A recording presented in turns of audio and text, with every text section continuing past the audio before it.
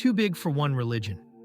In 1994, I felt drawn to Kyrgyzstan at a time when humanity seemed incapable of uniting cultures and religions.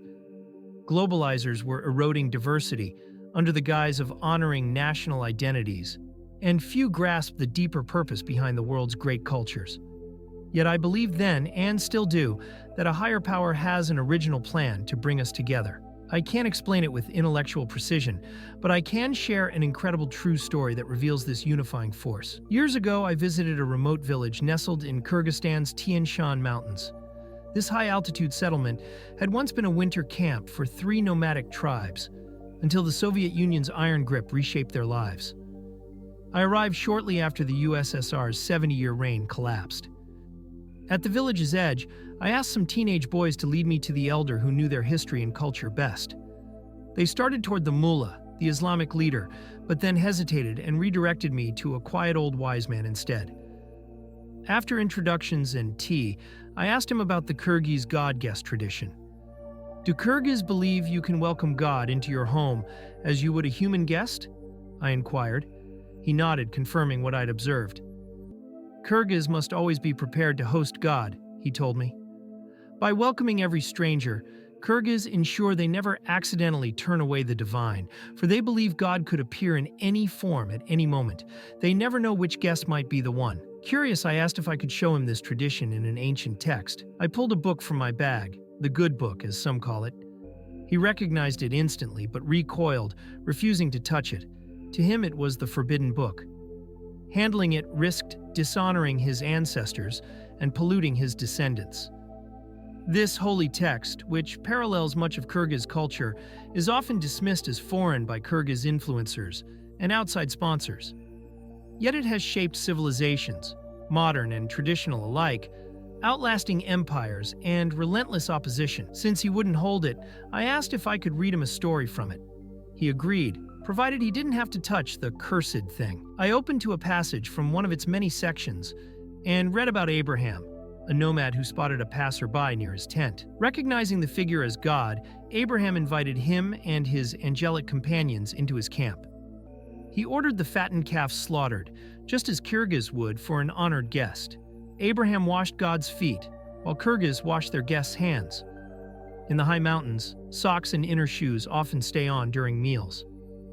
Otherwise, the story aligned perfectly with the elder's understanding of his own God-guest tradition.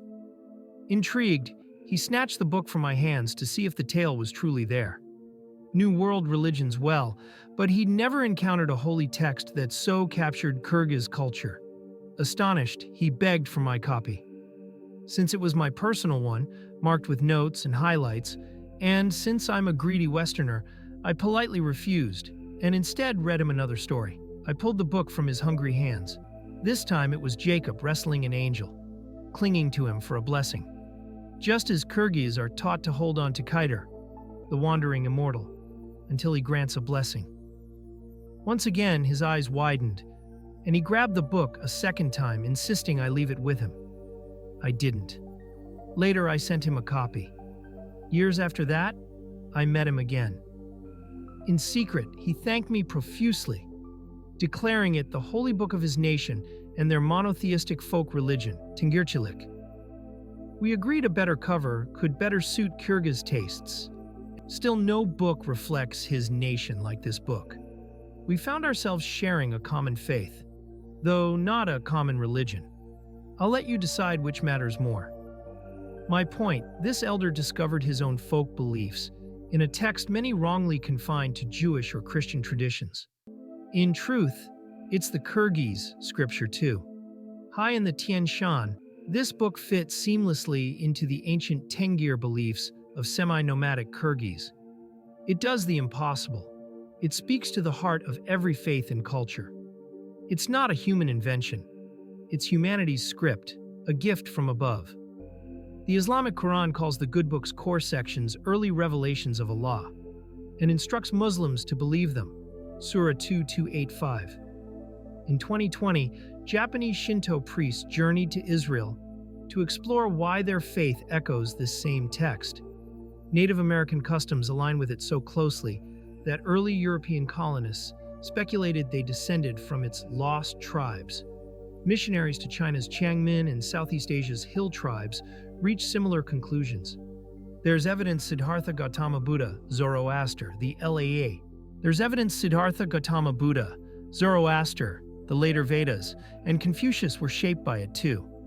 How does this book, foundational to modern law in many democracies, also anchor so many indigenous cultures and ancient faiths? The one who speaks to nations says, "Your offspring will possess the nations and resettle the desolate cities."